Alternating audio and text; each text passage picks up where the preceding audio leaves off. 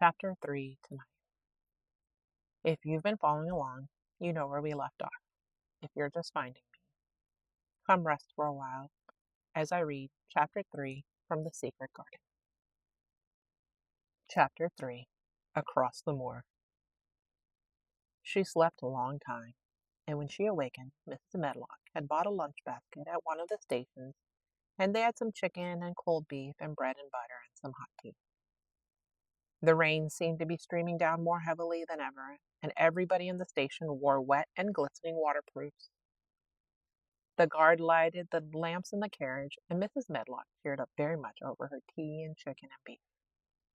She ate a great deal, and afterward fell asleep herself, and Mary sat and stared at her and watched her fine bonnet slip on one side until she herself fell asleep once more in the corner of the carriage, lulled by the splashing of the rain against the windows.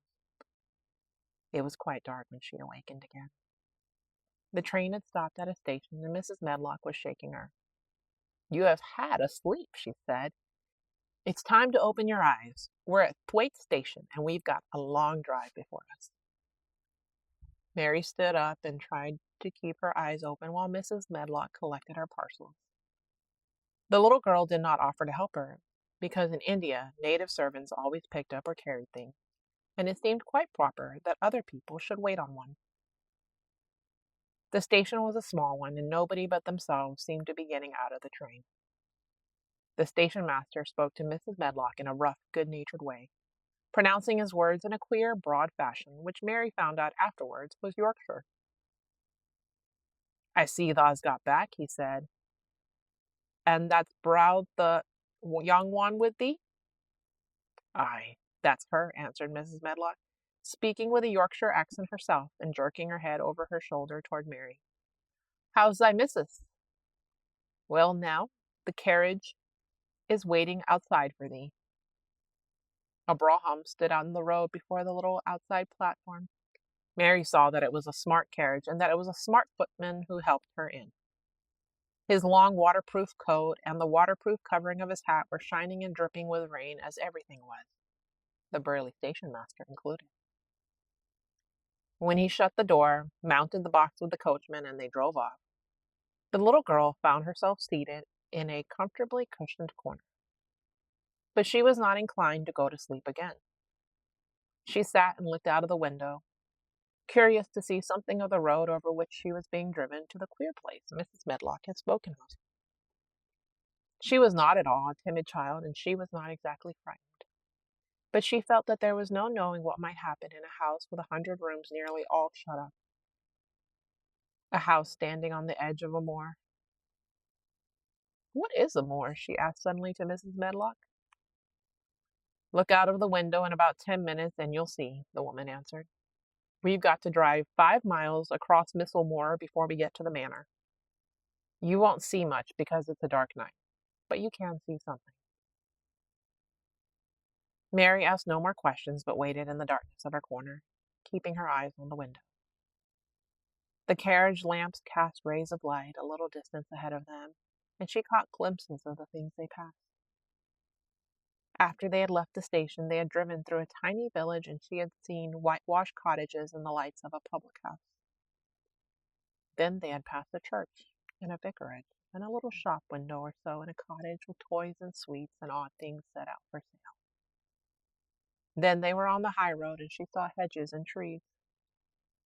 After that, there seemed nothing different for a long time, or at least it seemed a long time to her. At last the horses began to go more slowly, as if they were climbing uphill, and presently there seemed to be no more hedges and no more trees. She could see nothing, in fact, but a dense darkness on either side. She leaned forward and pressed her face against the window just as the carriage gave a big jolt. "Eh, we're on the moor now, sure enough," said Mrs. Medlock.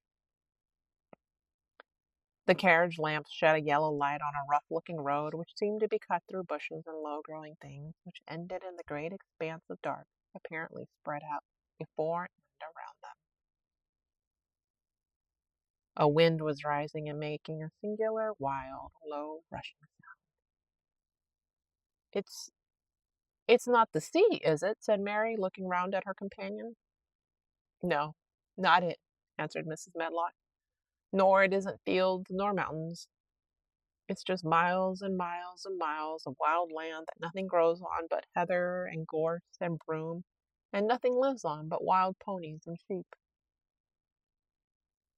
I feel as if it might be the sea if there were water on it, said Mary. It sounds like the sea just now. That's the wind blowing through the bushes, Mrs. Medlock said. It's a wild, dreary enough place to my mind, though there's plenty that likes it, particularly when the heather's in bloom. On and on they drove through the darkness, and though the rain stopped, the wind rushed by and whistled, and it made strange sounds. The road went up and down, and several times the carriage passed over a little bridge beneath which water rushed very fast with a great deal of noise. Mary felt as if the drive would never come to an end, and that the wide, bleak moor was a wide expanse of black ocean through which she was passing on a strip of dry land. I don't like it, she said to herself. I don't like it. And she pinched her thin lips more tightly together. The horses were climbing up a hilly piece of road when she first caught sight of a light. Mrs. Medlock saw it as soon as she did and drew a long sigh of relief. I am glad to see that bit of light twinkling, she exclaimed. It's the light in the lodge window. We shall get a good cup of tea after a bit, at all events. It was after a bit, as she said, for when the carriage passed through the park gates, there was still 2 miles of avenue to drive through, and the trees which nearly met overhead made it seem as if they were driving through a long, dark vault.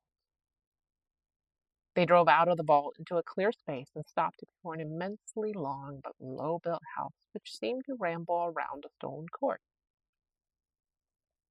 At first Mary thought that there were no lights at all in the windows, but as she got out of the carriage she saw that one room in a corner upstairs showed a dull glow. The entrance door was a huge one made of massive, curiously shaped panels of oak studded with big iron nails and bound with great iron bars. It opened into an enormous hall which was so dimly lighted that the faces and the portraits on the walls and the figures in the suits of armor made Mary feel that she did not want to look at them. As she stood on the stone floor, she looked a very small, odd little black figure, and she felt as small and lost and odd as she looked. A neat, thin old man stood near the manservant who opened the door for them. You are to take her to her room, he said in a husky voice. He doesn't want to see her. He's going to London in the morning. Very well, Mr. Pitcher, Mrs. Medlock answered. So long as I know what's expected of me, I can manage. What's expected of you, Mrs. Medlock, Mr. Pitcher said, is that you make sure that he's not disturbed and that he doesn't see what he doesn't want to see. And then Mary Lennox was led up a broad staircase, and down a long corridor, and up a short flight of steps, and through another corridor and another, until a door opened in a wall, and she found herself in a room with a fire in it and a supper on a table. Mrs. Medlock said unceremoniously, Well, here you are. This room and the next are where you'll live, and you must keep to them. Don't you forget that. It was in this way Mistress Mary arrived at Misselthwaite Manor, and she had perhaps never felt quite so contrary in all her life. Chapter 4 tomorrow at 9 p.m. Central Standard Time. Follow along if you want the whole book. Hope is knowing that people, like kites, are made to be lifted up. Good night, my little tomato. You are better than enough.